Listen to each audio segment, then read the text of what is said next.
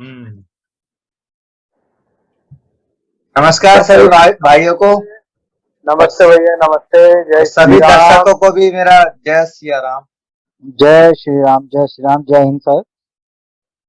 और बताएं क्या कैसा चल रहा है दिवाली। अभी बारिश वारिश करवा दी है, कुछ ज्यादा ही बारिश हो रही है यार। दिल्ली में भाई साहब ताबड़तोड़ बारिश हुई है। ठीक है। दिल्ली एनसीआर दिल्ली पूरा। में भैया सब जगह बारिश भैया। आज पूरे भीग गए बुरी तरीके से। हम्म, सच पता ना, बुखार आई है, डरे हुए हैं मौसम एकदम। विभाग ने भी अलर्ट दिया है, 5 दिन लगातार बताया है कि 5 दिन रहेगी, आने वाले जब 5 दिन। बेमौसम बरसात, बेमौसम बारिश हो रही है, या करेगी बारिश बीमार। और हम्म। दाद देगी भाई साहब बढ़िया से। समय नष्ट ना करते हुए सीधे मुद्दे की बात करें भाई साहब। नई न्यूज निकालें, कोई पॉइंट आज अच्छा। आज दिलीप जी अच्छे लग रहे हैं, देखना दिलीप जी स्मार्ट लग रहे हैं। चलिए। दिलीप जी एक ही बात कहना चाहते हैं भैया। दिलीप जी खेल में न लगाते, दिलीप जी लगाता है CFL 18 वर्ष की। चलो अपन स्टार्ट करते हैं आज की न्यूज से। एक भैया एक न्यूज जरूर बताएंगे, कल की न्यूज ही। ये राजू श्रीवास्तव जो कॉमेडियन थे, तो उनको हम्म। निधन हो गए। तो हमारी तरफ से उन्हें बहुत ज्यादा श्रद्धांजलि, और हमें बहुत दुख है। हाँ, भगवान अपने श्री राजू चरणों में श्रीवास्तव जी का निधन हो गया है, बहुत दुखद खबर आई है ये। और उन राजू श्रीवास्तव जी ही अकेले एक ऐसे शख्स थे, जब से मैंने कॉमेडी देखना स्टार्ट करा तो उनकी प्योर कॉमेडी थी। आज की डेट में कॉमेडी करने वाले लोग बहुत है, बट आज की डेट में आप फैमिली के साथ बैठ के, हालांकि कपिल शर्मा शो जो आता है वो भी दावा करता है कि ये फैमिली शो है, बट कई चीजें उसमें ऐसी होती हैं कि जो फैमिली लायक नहीं होती, डबल मीनिंग वाले जोक डबल होते मीनिंग हैं। बातें होती हैं, ठीक है। डबल मीनिंग बातें होती राजू श्रीवास्तव जी एक ऐसी कॉमेडी करते थे, ऐसे कॉमेडियन थे जो फैमिली के साथ बैठ के आप आराम से देख सकते थे। उनका एक करेक्टर था गजोधर चाचा करके, तो हैं। हाँ। बहुत बहुत अच्छा लगता था। मैं मतलब बहुत अच्छे मेरे मतलब लोकप्रिय थे। सब लोगों ने उनको बहुत प्यार दिया, स्नेह दिया। हालांकि और जबकि आज उनका निधन हुआ है, देखो इंसान की दौलत क्या होती है, इंसान की सच्ची दौलत यही होती है जब वो जा रहा होता है तो दुनिया उसको याद करे। आज राजू श्रीवास्तव जी को दुनिया याद कर रही है। हमारे प्रधानमंत्री जी नरेंद्र मोदी जी ने भी दुख जाहिर करा है अपना। जितने भी लोग हैं लगभग सारे ही दुख जाहिर कर रहे हैं। उनके दुखद, बेहद ही दुखद समाचार था। आजकल जबकि पता नहीं उन्हें क्या हुआ। उनकी उम्र, अगर उनकी उम्र मालूम है तो उनकी उम्र ज्यादा ना ही ज्यादा नहीं थे, 58 साल की 58 उम्र साल ही है, साल 58 साल के में थे ही। वो। हाँ। हार्ट अटैक से उनकी निधन हुआ हुआ है। कई दिनों एम्स में भर्ती रहे, बीमार से चल रहे हैं। हाँ। बहुत इमरजेंसी के हालत में रहे। वैसे देखो। कानपुर में पैदा हुए थे। ठीक है। हम्म। 25 दिसंबर 1963 को इनका जन्म हुआ था। ठीक है। हम्म। और भारत के प्रसिद्ध हास्य कलाकार थे, और मुख्यतः जो है एक आम आदमी थे। इनकी रोजगार की छोटी और छोटी दूसरी घटनाओं से जो है। दूसरी उनकी काबिलियत बताऊं आपको, विनय जी, वो देशभक्त थे। मैंने कई जगह ऐसी चीजें देखी, जब जब भी देश के विरुद्ध गतिविधि होती थी तो कहीं ना कहीं अपना पक्ष रखते थे, खुल के रखते थे। मैंने कई बिल्कुल। आज उनके मेरे एक वो देख रहा हूँ उनके इंटरव्यूज, जिसपे उन्होंने देशभक्ति के लिए बहुत कुछ बोला। और जो लोग लेफ्टिस्ट जिसे कहते हैं, जो देश के विरुद्ध बातें करते हैं, उनको अच्छी तरह से झाड़ते थे। इसीलिए आज की डेट में मैं कल देख रहा था ट्विटर पे भी, जो लेफ्टिस्ट लोग थे, लेफ्टिस्ट लोग थे वो खुश हो रहे हैं, बेहद बोल रहे हैं कि अच्छा हुआ, पता नहीं क्या क्या लिख रहे हैं। मतलब ऐसा नहीं, रामजादे। दुश्मन के लिए भी नहीं करना चाहिए ऐसा। वे तुम सारे हैं रामजादे। कौन सा अमृत खा के आए हो, तुम्हारे पास, तुम्हारे को तो कोई याद नहीं करेगा, तुम्हारे तो कीड़े मकोड़ों की तरह मरोगे तुम लोग सालों। रामजादे हैं, समझ क्या बात करें। बट हम थोड़ा सा राजू श्रीवास्तव जी के 30 सेकंड का हम मौन व्रत रख लेते हैं उनकी आत्मा को शांति के लिए।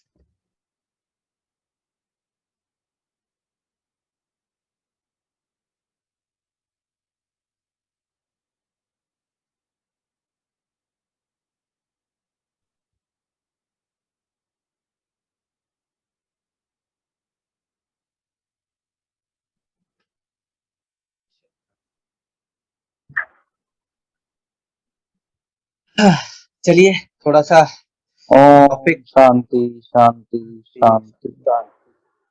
चलिए थोड़ा सा टॉपिक आज स्टार्ट ही थोड़ी बुरी खबर से हुई है, तो चले, ये जीवन की रीत है, जो आता है वो जाता है, तो आने और जाने का सिलसिला बना रहता है। दुनिया में ऐसा कोई नहीं रहा है जो गया ना हो। इनफैक्ट भगवान भी अवतार लिए तो उनको भी जाना पड़ा, चाहे वो भगवान श्री राम हो, चाहे देखिए थोड़ा सा कृष्ण मैं भगवान हो, सब राजू सब कहीं ना कहीं गए हैं। श्रीवास्तव जी के तो बारे ये में कुछ बताना चाहूंगा। कटु सत्य है कि जो आता है वो जाता है। जी विनेश बताइए। जी देखिए राजू श्रीवास्तव जी कॉमेडियन होने के साथ साथ भाजपा के नेता भी थे, ठीक है। ओके। उन्हें पहले जो है सपा की तरफ से टिकट ऑफर किया गया था, पर वापस करते हुए उसी पार्टी पे उन्होंने गंभीर आरोप लगाए थे, ठीक है। फिर भाजपा में शामिल हुए थे 2014 में, लोकसभा सीट से उतारा था। हालांकि बाद में 11 मार्च 2018 को उनके टिकट वापस कर दिया था, विनय जी थैंक यू, फिर भी टिकट वापस कर अच्छी दिया था। इंफॉर्मेशन दी आपने, मुझे नहीं पता था। आई वाज ये जानकारी हमने आई ना, मुझे भी नहीं और थी, बाकी तो थैंक यू आप। देखोगे तो पीछे हमने राजू श्रीवास्तव जी को पीछे दिख रहे हैं, लगे हुए हैं, ताकि हमारे क्यों ने थोड़ी सी अपने दिल से श्रद्धांजलि दी और दुख है बहुत ज्यादा। आगे कोई समाचार है, वहां पर बात करते हैं। चलिए आगे बढ़ते हैं। जी है सर। खबर आ रही है, बहुत अच्छी खबर है ये। देखो हमने बुरी खबर सुन ली, अब अच्छी खबर की तरफ रुख करते हैं। एनआईए ने भारत में पीएफआई के 11 राज्यों में, पीएफआई के 11 राज्यों के अंदर जितने भी ठिकाने हैं उस पे कार्रवाई करी, उस पे छापेमारी करी और लगभग 100 से अधिक लोगों को गिरफ्तार करा जो देश के विरुद्ध गतिविधि में वो थे। कुछ ना कुछ एजेंडा प्रोपोगेंडा चला रहे थे, कुछ ना कुछ उनके पास टेरर फंडिंग से रिलेटेड बहुत सारी सूचनाएं मिली थी एनआईए को। तो एनआईए अच्छा काम कर रही है, उन्होंने गिरफ्तार करा 100 से अधिक करीब लोगों को। बट एक और खबर आ रही है कि जितने भी पीएफआई के मेंबर्स हैं और जितने भी कार्यकर्ता हैं वो लोग एक तरह के रोड ब्लॉक कर रहे हैं। आप देख सकते हैं फोटो में, आप देख पा रहे होंगे बैरिगेटिंग कर रखी है, तो वो लोग सड़कों पे उतर आए हैं। तो देश के लिए अच्छी भी खबर है, एनआईए कदम उठा रही है, बट एक थोड़ा सा बुरी भी खबर लगती है मुझे कि ऐसे लोग भी खुलकर सामने आ रहे हैं, सड़कों पे धरना दे रहे हैं, तोड़फोड़ कर रहे हैं और अपनी दादागिरी दिखा रहे हैं, कि साफ ये साबित होता है कि ये लोग टेरर फंडिंग में थे। चाहे वो एनआरसी सीए वाला प्रोटेस्ट हो, उसमें इनका हाथ था, जेएनयू वगैरह का जितने भी प्रोटेस्ट और दंगे हुए हैं सब में इनका हाथ था कहीं ना कहीं।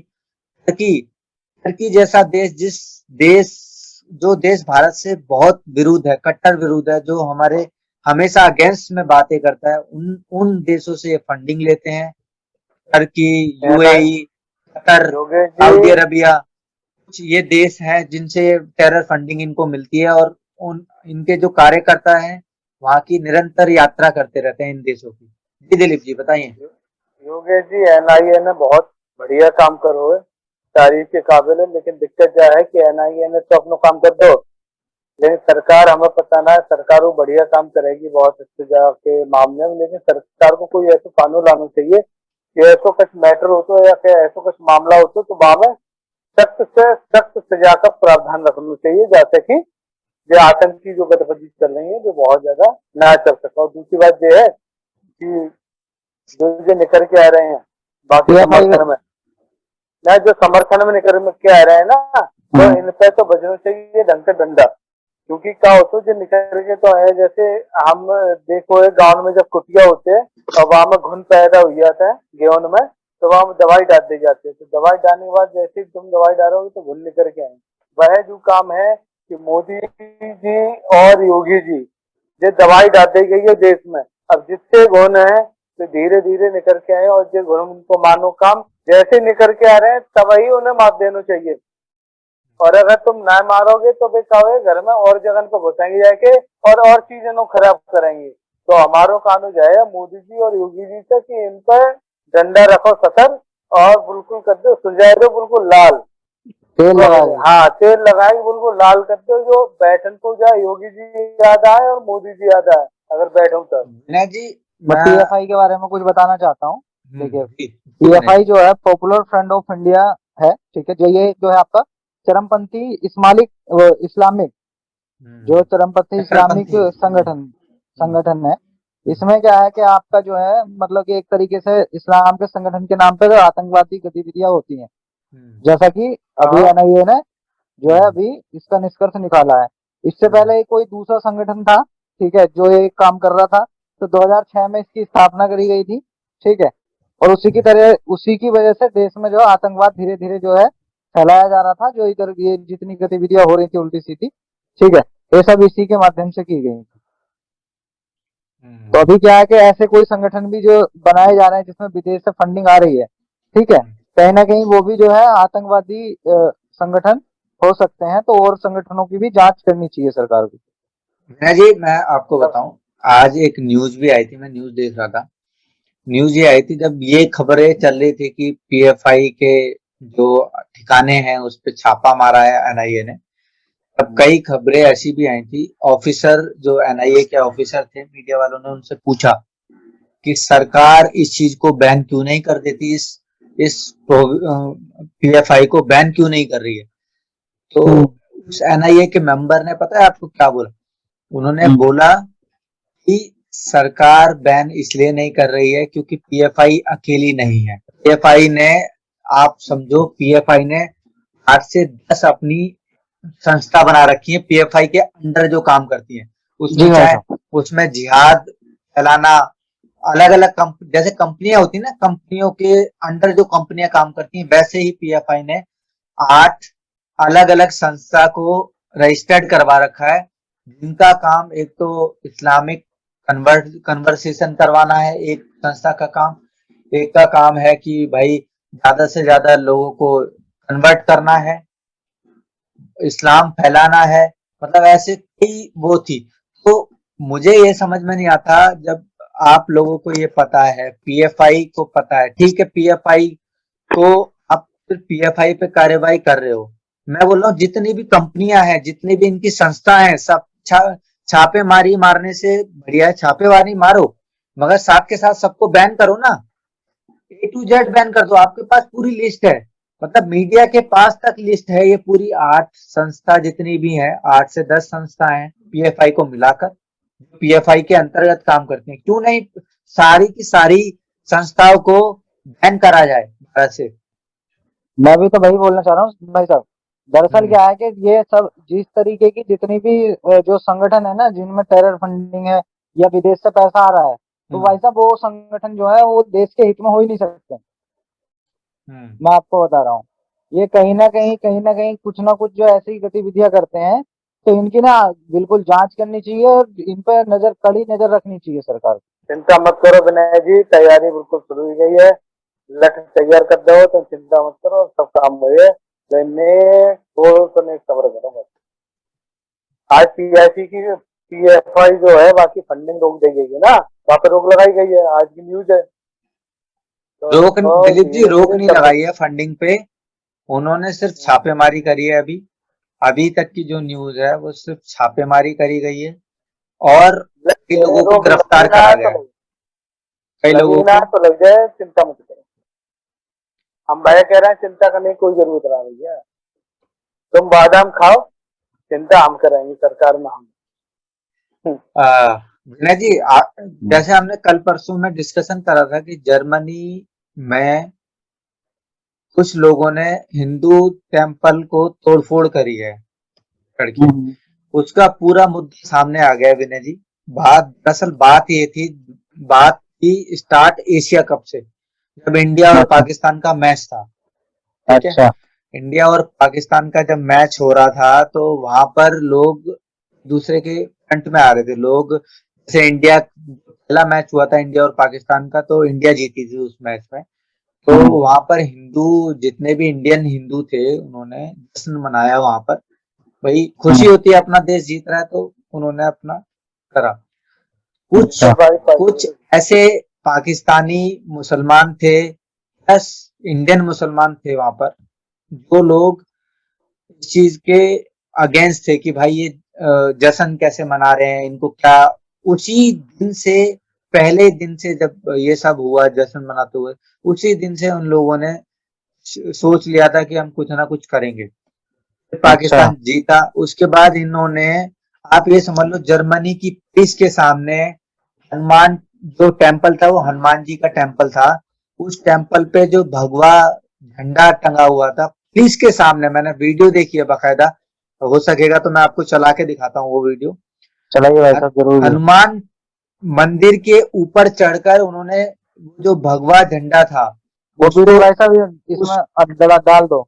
उसको उतारा, ठीक है। और पुलिस के सामने, मतलब जर्मनी की पुलिस खड़ी हुई है, वो सिर्फ तमाशा देख रही है, हिंदू वहां पर विरोध कर रहे हैं सामने खड़े होके, और उनके सामने, पुलिस के सामने झंडे को जलाया है भगवा, और मंदिर को तोड़ा फोड़ा है। और पुलिस ने उसके बाद जब सरकार ने यहाँ से, क्या नाम है, कार्यवाही करी है, तब जाके यहाँ से स्टेटमेंट दिए इंडियन गवर्नमेंट ने, ये गलत हुआ है, उसका निंदा करी है, जैसे कि सरकार हमेशा करती है, निंदा करी। उस निंदा के चलते जर्मनी की सरकार को दो चार लोगों को गिरफ्तार करा है उन्होंने, और उन्होंने बोला है कि सर कार्यवाही कर दी गई है। आप भी जानते हो, मैं भी जानता हूँ, और दिलीप जी भी जानते हैं क्या कार्यवाही किस क्या लेवल की करी दिक्कत गई। दिक्कत पता है क्या है?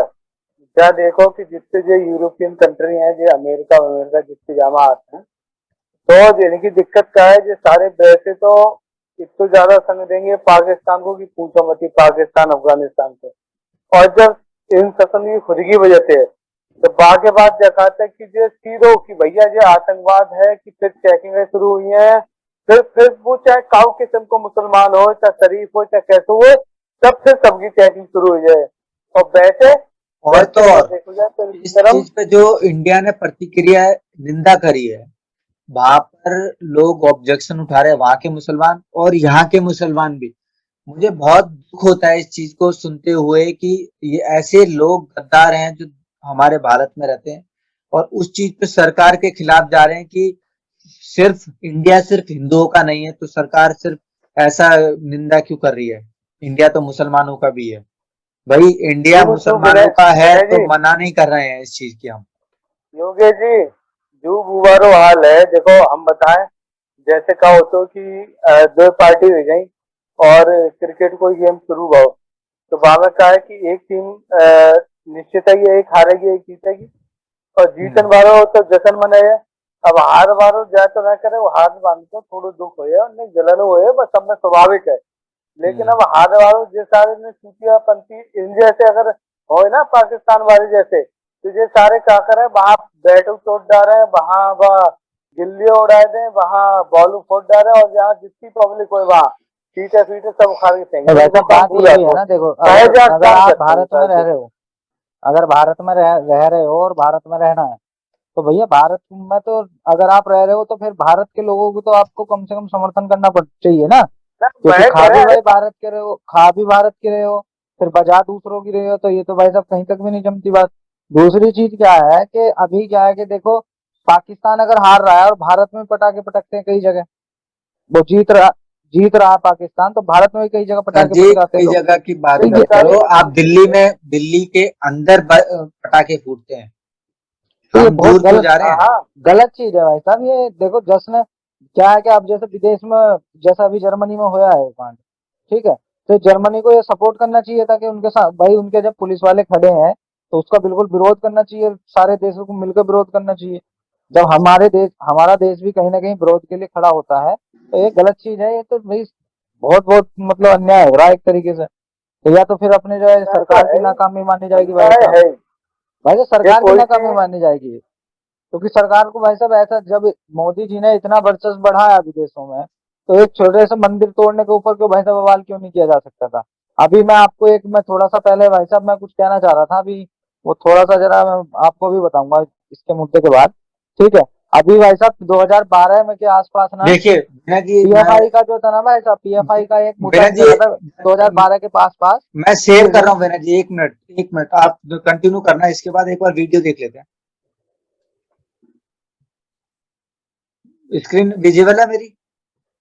नहीं। वीडियो आ रही है हाँ। मेरी? ये देखिए, ये बंदा चढ़ा है, ये देखो झंडा उतार लिया है मंदिर से, और बताओ पुलिस, कितनी पुलिस लगी ये हुई है, सारी जब पता ना पुलिस क्या बल कर है। रही। तो पुलिस के सामने ये बंदा जा रहा है, खड़े होके गया है, और बताओ। उसने हमारा झंडा उतारा और उसको आग लगाई है बाकायदा, वहां पर थोड़ा है सामने ही। पुलिस देखो कितनी पुलिस बल तैनात है वहां। जा कचना जे सब मिली भगत है, जे सारे सबके सब, तो इनके बारे में क्या कही जाए, जे इतनी पुलिस वर्कर नपुंसक खड़ी हुई वहां तस्वीर में आती। भाई साहब, इसमें इसमें कहीं ना कहीं मैं आपको बता रहा हूँ भाई साहब, ये देश की जो है, देश की गल देश की सरकार की भी गलती मानी जाएगी भाई साहब इसमें। देखो, अगर हमारा दबदबा दबदबा कम हो रहा है भाई साहब विदेश में, ये दिख रहा है साफ साफ भाई साहब।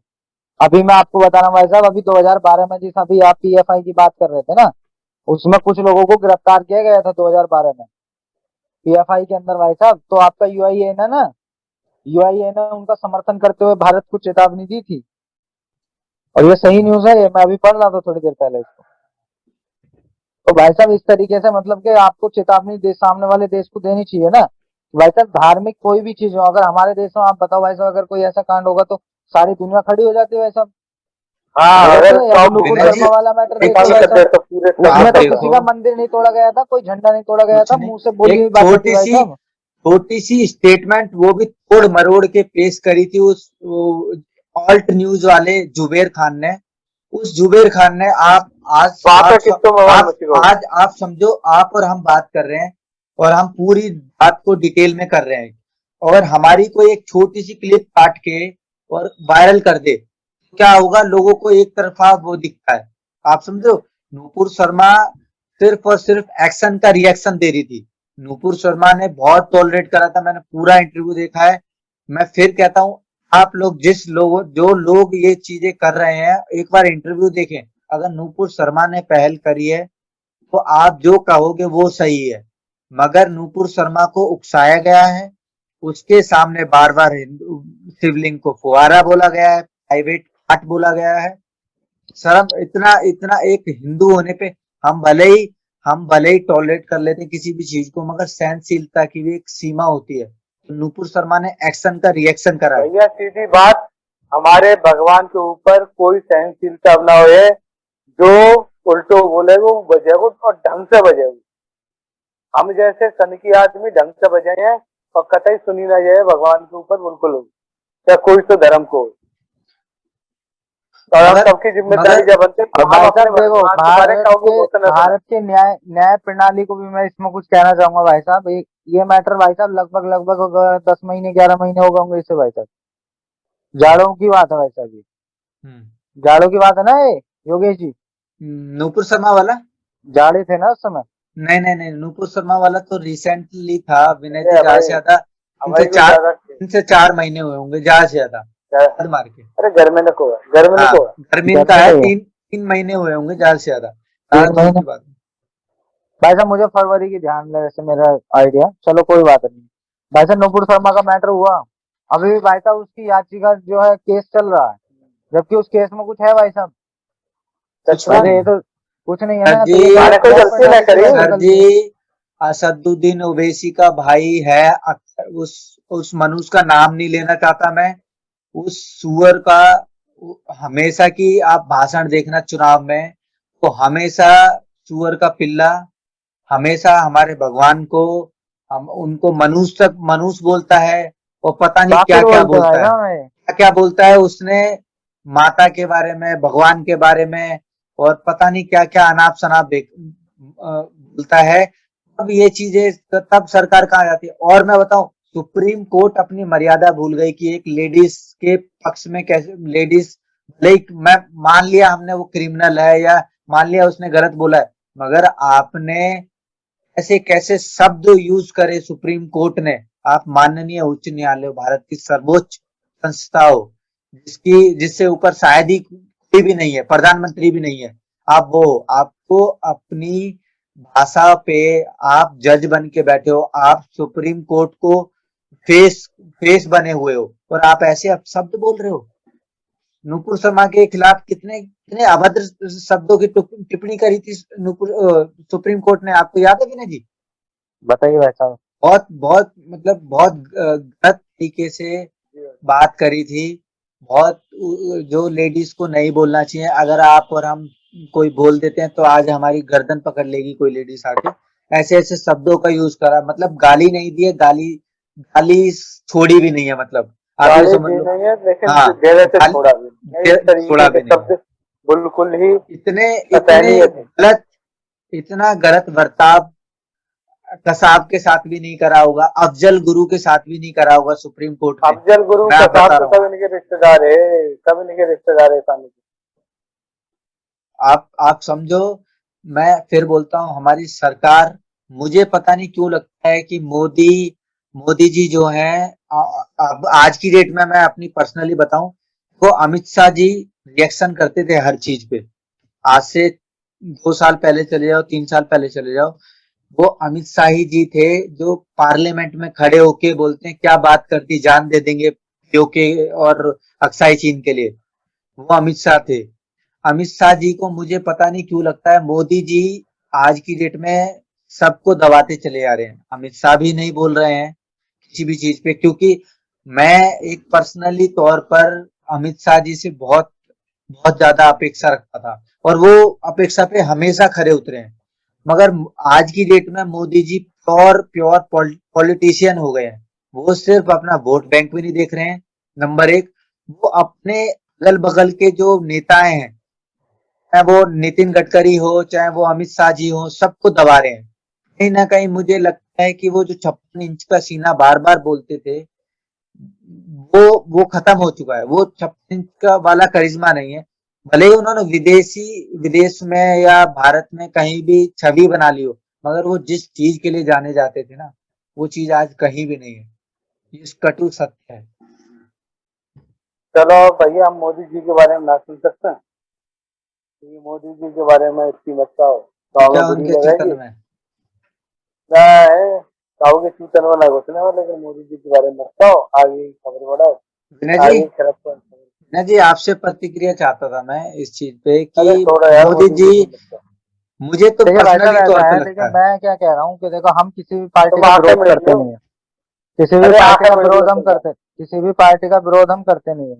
पर हकीकत यही है कि भाई साहब जब देश के खिलाफ कुछ चीजें या कुछ साजिश रची जा रही है ना, तो उसके खिलाफ हम खड़े हैं भाई साहब। अभी क्या है कि देखिए भाई साहब, जैसा मोदी जी, मैं आपको बता रहा हूँ कि अगर इस तरीके की कोई भी चीजें होती थी ना, तो खुल के सामने वाले नेता थे। बीजेपी को वोट देने की वजह लोगों की ये थी कि भाई साहब कहीं ना कहीं हमारे धर्म का और हमारी संस्कृति का जो है कहीं ना कहीं जो है भाई साहब बचाव हो रहा है, और इसको लोगों के अंदर मतलब इस चीजों का डर भी था भाई साहब।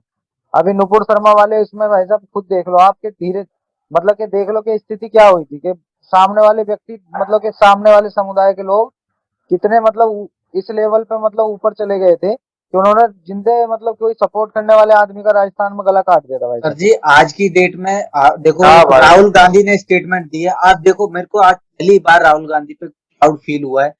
बंदा कहीं ना कहीं सच्चाई बोला। आज देखो पीएफआई के छापेमारी हुई है, राहुल गांधी ने स्ट्रेट फॉरवर्ड बात कही है कि कोई भी संस्था जो देश के अगेंस्ट में काम कर रही होगी या कोई सांप्रदायिक या हिंसा फैलाने का काम कर रही होगी, उस पर कार्रवाई होनी चाहिए।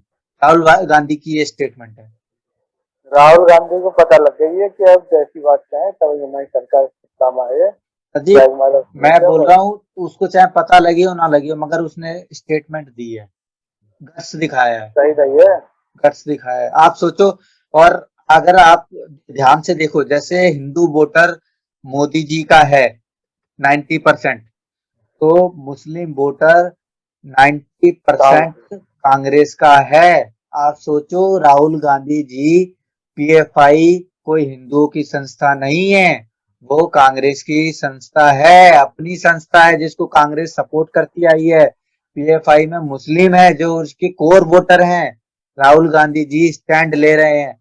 तो ये कहीं ना कहीं राजनीति में एक परिवर्तन मैंने आज भाई देखा साहब है, मैं आपको बताऊं आज देखा 2012 है। में जब बीजेपी की सरकार नहीं थी, तब भी जो है पीएफआई के सर कुछ जो सदस्य गिरफ्तार किए गए थे, ठीक है।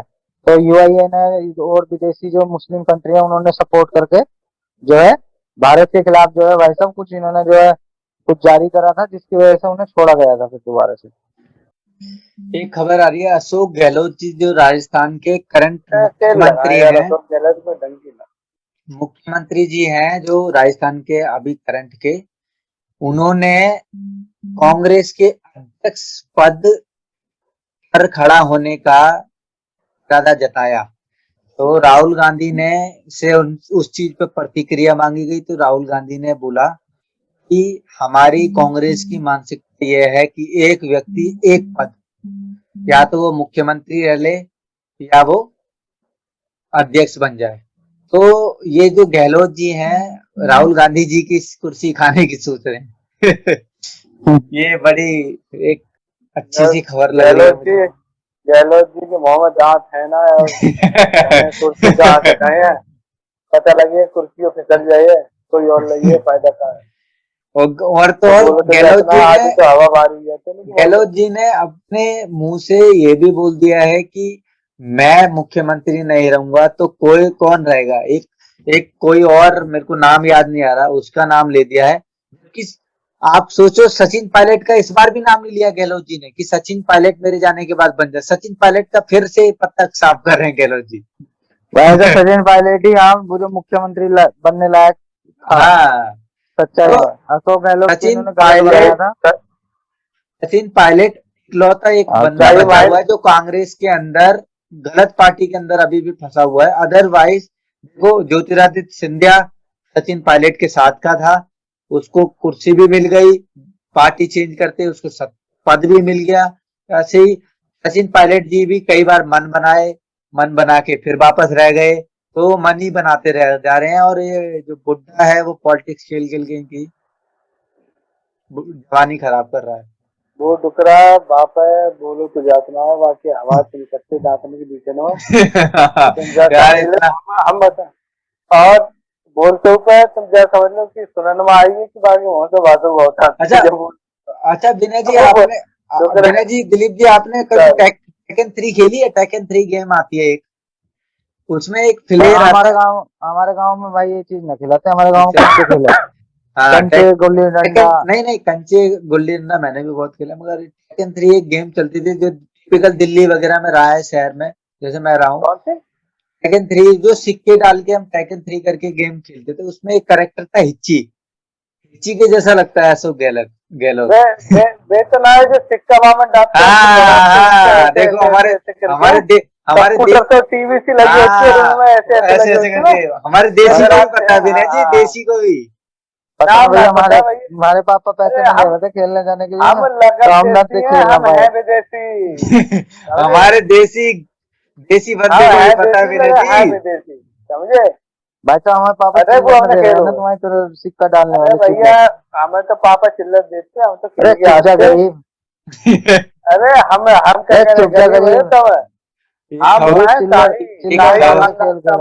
खबर आई है नोटो वाले खेल विनय जी से मैं विनय जी से बोलूंगा इस खबर को पढ़ें।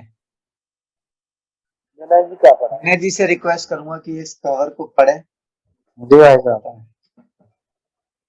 यूपी में नग्न अवस्था में सड़क पर घूमती दिखी लड़की, रिश्तेदार ने कहा रेप हुआ था। मुरादाबाद उत्तर प्रदेश में सड़क पर नग्न अवस्था में घूमती हुई लड़की का वीडियो सामने आया और उसके फूफा ने रेप का आरोप लगाया। हालांकि पुलिस ने कहा लड़की व उसके माता पिता ने रेप से इनकार किया। लड़की के पिता ने कहा लड़की मंदबुद्धि है, अपने कपड़े खुद फाड़ लेती है, बेटी का इस्तेमाल साजिश के तहत किया गया है। बताओ साहब, आप समझो कि अब क्या बोलूं इस पे तो कमेंट। हाँ, इस फूफा गलत है, या तो फूफा गलत है या वहाँ के डुकरा डुकरिया गलत है। फूफा के क्या पता दिमाग में आई हो कि किसी को फंसा दे और ऐसे ऐंठ ले, हो सकता है भाई साहब। और आजकल मैं आपको देखिए एक जानकारी और देना चाह रहा हूँ भाई साहब। वीडियो पे जो है आजकल धोखाधड़ी बहुत ज्यादा चल रही है, ठीक है। कल का एक वो है भाई साहब, मैं आप लोगों को शेयर करूंगा, आप इसमें बीच में डाल देना वो वाली क्लिप। तो भाई साहब लड़कियां क्या है, कॉल करती हैं ठीक है, बुजुर्ग आदमियों को भी फंसा रही हैं, नए लौंडे तो छोड़ो, बुढ़े आदमियों को फोन करती हैं भाई साहब, फिर वीडियो कॉल पे उन्हें जो है भाई साहब वस्त्रहीन करती हैं और उनकी वीडियो बना लेती हैं और भाई साहब फिर उन्हें ब्लैकमेल किया जाता है और वे भाई साहब फिर 10-10, 15-15, 16-16, 18 लाख रुपए जो है लोगों को दे देते हैं। एक हमारे ठीक है, साथ हमारे दोस्तों में भी एक सीन एक तो कट चुका है, एक को तुम्हें कटा हुआ है।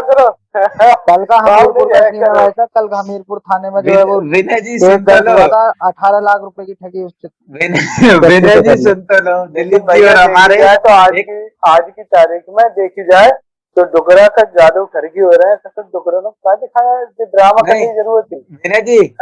विनय जी दिलीप जी और हमारे कॉमन मित्र हैं, म्यूचुअल फ्रेंड हैं, उनके साथ ऐसा होता है। एक है दोनों के संग ऐसे ही भाव सब कुछ दिखाई दे, बाकी बाद अब क्या कहता है यार, हम क्या करने, वो कह रही कि ब्लैकमेल कर देगी और पैसा मांग रही है ना, क्या कह रहे हैं, पैसा मांग रही थी। तो फिर मेरे पास आए, उन्होंने शेयर करी अपनी आत्मकथा, बोले तो पहले तो हमें बहुत हंसी आई पहले तो ना ठरकपन दे, इससे ठरकपन क्या जरूरी है कि तुम सबसे मोबाइल में पूछो, इतने ठरकपन दे रहे हो। और भैया आदमी को चरित्र सही होना चाहिए, वो चरित्रवान होना चाहिए। फिर बिना जी क्या हुआ, उन्होंने मुझे डरते, जब उनको एकदम ही बज गई उनकी, तो उन्होंने मुझे बताई खबर। तो और मैंने पूछा सच सच बताओ क्या हुआ, तो बताने लगे कि पहले वे कह रहे हैं कि हमारे एक दोस्त के संग, हाँ वो भी हमारे दोस्त के संग भाव, हमारे संग ना भाव, हम बताई तो हमने इनसे यह कही कि भैया अगर तुम्हारे संग भाव है तो हम कुछ करेंगे, हाँ हम कुछ करेंगे। तो फिर वो बोले वकील हैं तुम्हारी जान पहचान में, वकीलों से एक बार बात करो क्या हो सकता है। जब भी वकील की जरूरत पड़े तो एडवोकेट साहब को फोन कर लेना। हाँ, तो मैंने वकील जी को कॉल करा, उन्होंने बोला कि भैया साइबर क्राइम वालों को, साइबर क्राइम में एक FIR डालो, दर्ज कराओ कि ऐसे ऐसे तुम्हारे साथ सीन हो गया है। तो भैया सीन बताएं कहाँ जाओ तो दिक्कत है, साइबर क्राइम वाले पुलिस वाले का है, तो दिखाने की जरूरत चाहिए ड्रामाबाजी करने की। और भाई साहब मैं बता रहा हूँ भाई साहब, एक तुम्हें बड़ी मजेदार घटना। पहली चीज तो भाई साहब 62 साल के बुढ़े को बहन तो ये काम करना नहीं चाहिए था। और बिल्कुल आप सुन लो भाई साहब, ये मैं पूरी न्यूज पढ़ के सुना रहा हूँ। भाई साहब व्हाट्सएप पर वीडियो कॉल करने के एक बुजुर्ग को महिला के जाल में फंस गया, असली वीडियो कहीं वायरल हो गया। अब इसकी पूरी कहानी नीचे से पढ़ता हूँ भाई साहब। व्हाट्सएप वीडियो कॉलिंग पर अश्लील वीडियो बनाकर बुजुर्ग से लाखों की ठगी की गई। मामला हिमाचल के हमीरपुर जिले के नादौन कस्बे का है। यहाँ सरकारी विभाग से रिटायर्ड, मतलब सरकारी आदमी और था भाई साहब, सरकारी विभाग से रिटायर्ड वृद्ध को बातों में फंसाकर महिला ने अश्लील वीडियो बनाया। भाई साहब वीडियो वायरल करने की धमकी दी, करीब 16 लाख रुपए की ठगी कर ली, 16 लाख की भाई साहब। इसके बाद पैसों की और डिमांड खत्म नहीं हुई तो परेशान होकर बुढ़ा ने पुलिस के पूरे मामले के बारे में बताया और केस दर्ज कराया। वीडियो कॉल पर बनाया गया जो था भाई साहब, 62 साल के बुजुर्ग के व्हाट्सएप नंबर पर एक महिला का मैसेज आया। महिला ने बुजुर्ग को बातों में फंसाकर वीडियो कॉलिंग के जरिए उसको नंगा करके उसकी वीडियो बना ली। भाई साहब ये समझ लो कि आप, पर भाई साहब एक चीज और है, देखो मैं आपको बता रहा हूँ। अभी क्या है, हमीरपुर की SSP जो है आकृति शर्मा है, ठीक है, तो उन्होंने कहा है इस तरह के कोई भी मामले सामने आ रहे हैं, अश्लील वीडियो बनाकर वायरल करने की धमकी देकर लोगों को ठगा जा रहा है। किसी भी व्यक्ति के साथ ऐसी घटना है तो उसे घबराना नहीं है, सीधे जाकर पुलिस थाने में शिकायत दर्ज कराएं। और पुलिस को काम जो है, सबसे पहले सूचते हुए आदमी को जाने जो वीडियो बनाई, ठीक है। ये भी बहुत बात, विनय जी जब वो बुड्ढा लेके गया हुआ कंप्लेन, तो ऊपर से नीचे तक देख रही है पुलिस वाले ने, भैया सबसे पहले देख रहे हैं। नहीं भाई साहब चलो, कोई मैं ये कह रहा हूँ, कोई जवान लड़का भाई साहब जिस बेचारे को ऐसे भाई साहब अपनी वाणी को समाप्त विराम देते हुए सभी भाइयों और बहनों को हमारी तरफ से भाई साहब शुभ रात्रि। और सब सो जाओ, अच्छे अच्छे सपने आए, और भैया कल मिलते हैं, कल दूसरे एपिसोड जी वो तो कर दो, एक घंटा जरूर दवा दियो, ठीक है, और सब्सक्राइब कर दो चैनल भैया, ज्यादा से ज्यादा बढ़िया, जल्दी। और भाई साहब हमारी कमियों को कमेंट में लिखते हुए संकोच ना करें, कमियां जरूर लिखें हमारे कमेंट में। कमी जरूर लिखो कि क्या कमी है, को बद्दो बोलते हो, को बेकार बोलते हो, हमें पता है हमारे कैमरे की क्वालिटी थोड़ी सी खराब है, बट अगर आप लोगों सब का करवा सपोर्ट देंगे। रहा तो हम कैमरा अच्छा लेंगे, नया लेंगे। बस आप सपोर्ट बनाए रखिएगा। बहुत जल्दी नए कैमरे का भी अवतार कर देंगे भाई साहब। शुभ रात्रि, धन्यवाद। नमस्ते। मिलते हैं कल नए जय हिंद। एपिसोड में। धन्यवाद। जय हिंद।